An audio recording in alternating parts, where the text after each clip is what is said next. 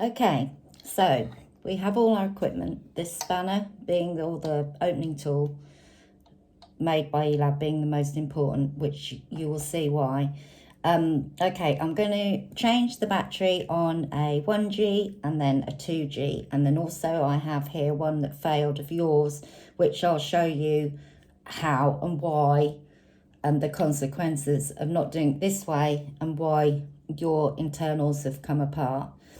Okay, so starting with the 1G, this is just an old 1G that I've got. You'd put it in here, obviously. I won't state the obvious. Okay, so it's in there, held tight. Right, now the first thing you want to do, if just as a little tip, if you like, it's important that the battery is touching all these 4 connectors when you put it in. Also, to be touching the inner ring.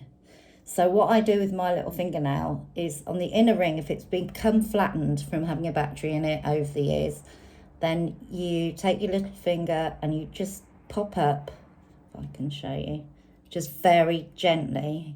I can't see. Hang on. Yeah, there we go. So look, I just pop up the inner bits there, just slightly. Also, I'd get my little finger and I'll push forward slightly. It also helps you clean around them. Push forward slightly the 4 connectors, not massively, because you stand a risk of actually pulling the coil out. Okay, so you're ready to put the battery in. Obviously, I won't explain that you need to test it first. Right, now this is the crucial bit. So when you put the battery in,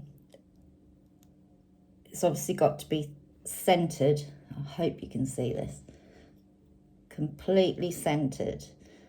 Now, before you put the lid on, you want to be holding it down with your thumb. Make sure you've got no grease or anything on your fingers.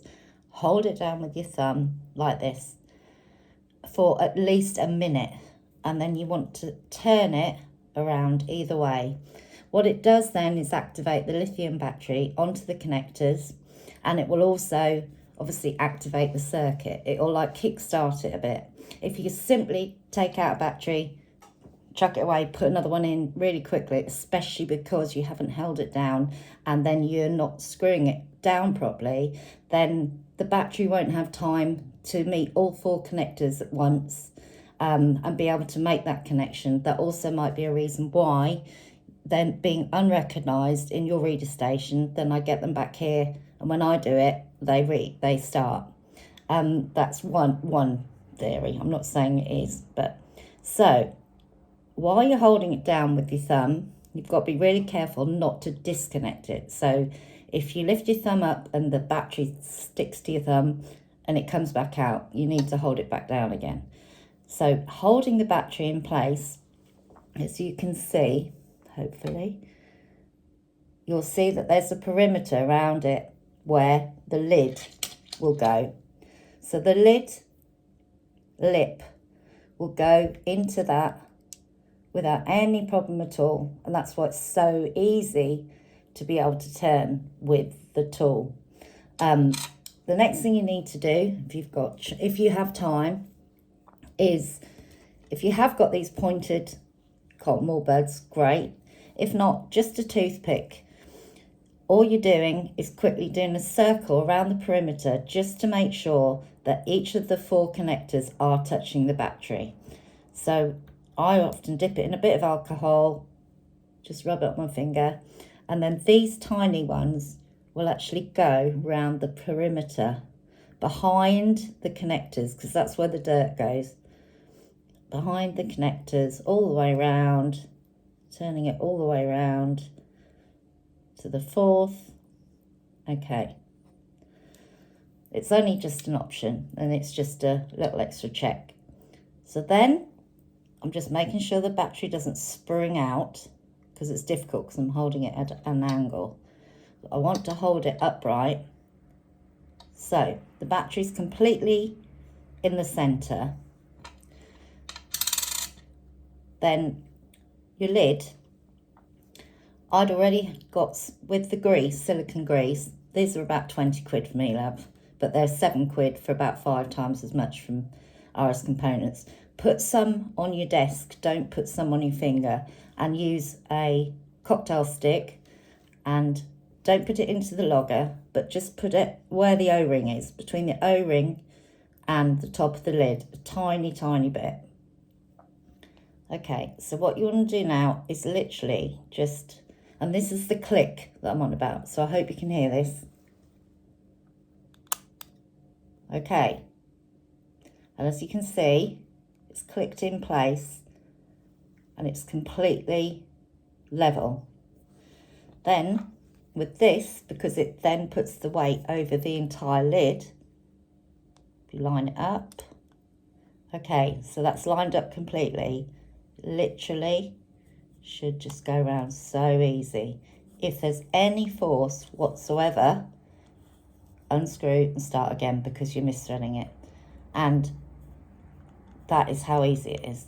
Simple. And it's just as easy to also undo it. As long as you can't see the O-ring, that's closed. That will not leak. And I put hardly any pressure on it to do it up because the lid was in place. Okay, so that's that one.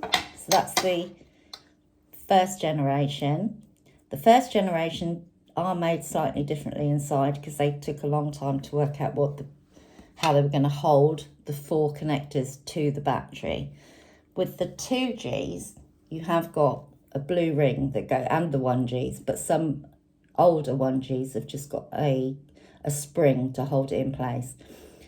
But they will work without either, as long as you pull those 4 connectors together and it holds the battery in. Okay, but obviously these help. So that's just showing you that. The other thing to protect any of these mini loggers is to use and screw over, let me see it, screw over the top.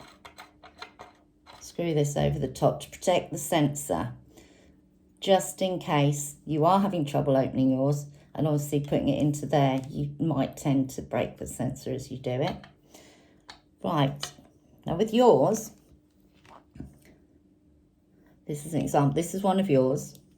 This is also something to bear in mind so you don't have to send things back.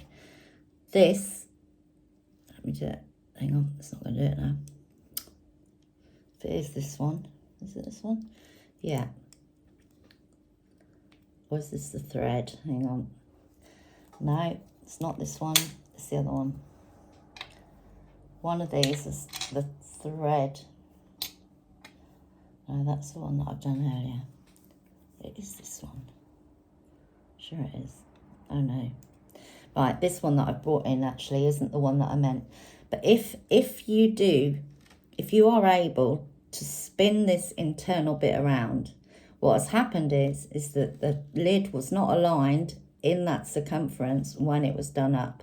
That's the only way that can happen, is if the battery is not set in the middle and it's not upright and then screwed down, and it goes down really easily so the lid goes behind the 4 connectors. What you're doing, if the battery's on a tilt or it's not pushed down properly, the lid is at an angle, which it can easily be if it hasn't clicked into place. You are then screwing it down as hard as you can, which you can override the threads, and it's taking with it the whole internal part until it snaps to the sensor it's connected to underneath, and there's nothing you can do. It's done. It's gone. So that's what I think you've been doing. Definitely, because you've bought some more new loggers, if you're not using this and you're not holding them upright and you're not clicking the lid in place, because it doesn't matter if they're first G or second G, then you don't need to be screwing them too tight. The other thing is, when you do the threads of the lids, it will also do the internal threads of a mini logger. So once the thread of the mini logger is gone inside from doing that, you can only keep trying to correct it by putting a brand new one on and threading it and try to thread it back to normal, but it's very unlikely that you're going to be able to do it. So that's that. Yeah, the 2Gs, like I say, are exactly the same. So I'll just show you the process again. So this is just opening it. So it's got the fitted thing. So it sits on, it's really heavy. And look, it just comes out so easily. Although I did loosen it, but it still comes open easily. Okay, so you take that off. As you can see, the battery is set in the middle. Okay, so this one has the blue connectors around, so you just make sure again that the interns are sticking up and that all the outside blue 4 connectors are slightly in, so that when you put the battery in the middle and hold it in the middle, oh god, you can't see with my fingers, there you go, it's completely in the center. And like I said, then you can see that there's room for the lip of the lid, but not if it's held to one side, only if it's kept upright and in place. Can you put the lid down onto it and screw it down? And like I say, I can understand why you were doing it so tightly, because the micros were different. The micros, you did have to screw it down tightly to keep both batteries in place and together. This is different. This is all a case of it actually staying in the center, but touching all 4 of the connectors. So I hope that helps.